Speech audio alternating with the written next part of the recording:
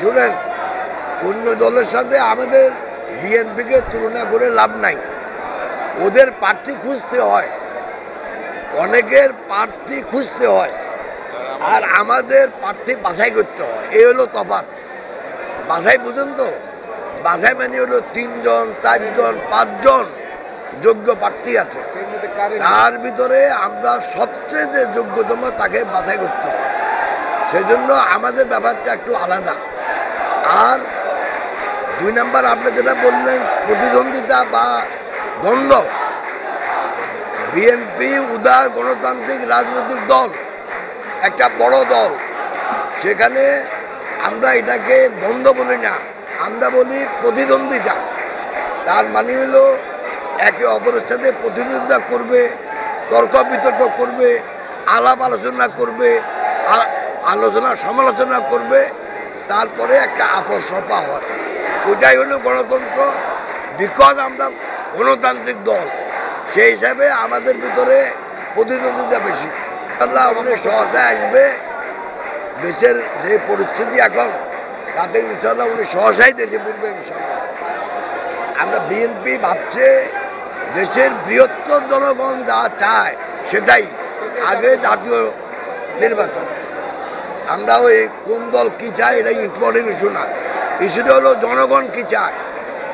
অঙ্গ সংগঠনের নেতৃবৃন্দ, আপনাদের সবাইকে আমি কৃতজ্ঞতা জানাই। আপনারা কষ্ট করে এই গরমের ভিতরে আসার জন্য এখানে। আমি যা 2-3টা কথা বলবো। আমরা বলি যে পিপলস রিপাবলিক অফ বাংলাদেশ, তার মানে হল জনগণের বাংলাদেশ।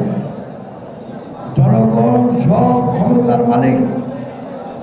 আপনারা কি এখানে কেউ একজন বলতে পারবেন যে জনগণ তার ক্ষমতা কিভাবে দেখায়? এখন আমি যদি রাস্তার পড়ে গিয়ে যদি বলি যে ভাই আমি এই দেশের একজন জনগণ, আমি ক্ষমতার মালিক, তাহলে আপনারা বলবেন বলে পাবনা পাঠাই দেন। পাবনা পর্যন্ত পাগলা কারণে। তো জনগণ তার ক্ষমতা দেখাতে পারে অনলি একটা রাজনৈতিক দলের মাধ্যমে। আর আমাদের দল একটা উদার গণতান্ত্রিক রাজনৈতিক দল। এখানে ধর্ম বর্ণ নির্বিশেষে সবাই এই দলের সদস্য হবেন, এটাই স্বাভাবিক। তবে আমার বলতে হবে এখানে যে যারা নবায়ন করবে তারা তো নবায়ন করবে, নতুন সদস্য আমাদের বাড়াতে হবে। কারণ গত 20 বছরে আমাদের অনেক জনগণ যারা ভোটারের বয়স হয়েছে কিন্তু তারা ভোট দিতে পারে নাই, তাদের আশা আকাঙ্ক্ষা পূরণের লক্ষ্যেই তারা যে কোনো একটা দলের সদস্য হবে। যদি আমরা তাদেরকে সদস্য না করি তাহলে তারা অন্য দলের সদস্য হবে। আর আমাদের দলে যারা নতুন সদস্য হবেন, তাদের যারা সদস্য করবেন, তাদের প্রতি একটা জিনিস লক্ষ্য রাখা উচিত। সেটা হলো যে আমাদের রাজনীতি কি?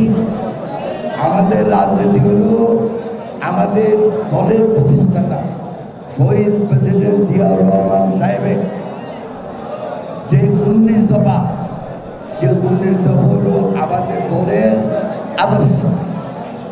একই সাথে আমাদের দলের যে চেয়ারপারসন, যে সভানেত্রী, উনি 2000 এখন থেকে 7 বছর আগে ভিশন 2030 নামে একটা সংস্কার প্রস্তাব দিয়েছেন। পরবর্তীকালে আমাদের দলের নেতা জনাব তারেক রহমান সাহেব 27 দফা একটা সংস্কার প্রস্তাব দিয়েছেন। তারও পরে যেসব দল আমাদের সাথে আন্দোলন সংগ্রাম করতেছে, তাদের সাথে কথাবার্তা বলার মাধ্যমে 31 দফা একটা সংস্কার প্রস্তাব দিয়েছেন। তাহলে আমাদের মূল আদর্শ 19 দফা, যেটা আমাদের দলের প্রতিষ্ঠাতা দিয়ে গেছেন, যেমন উৎপাদনের রাজনীতি, ঐক্যবদ্ধতার রাজনীতি, এগুলি তো আছেই। আমি আর বেশি কথা বলবো না। এজন্য আমাদের দল অনেক বড় দল, বাংলাদেশের সর্ববৃহত্তম রাজনৈতিক দল। আমরা সর্ববৃহত্তম তখনই থাকতে পারবো যদি আমরা যারা বয়সপ্রাপ্ত হচ্ছে তাদেরকে যদি আমরা দলের সদস্য করি। অতএব আপনাদের কাছে আমার বিনীত অনুরোধ থাকবে যাদেরকে সদস্য করার জন্য। শুধু মনে রাখবেন, দাগি আসামি, দুর্নীতিবাজ, আওয়ামী সন্ত্রাসী এরা যেন দলে এসে আমাদের দলকে নষ্ট না করতে পারে।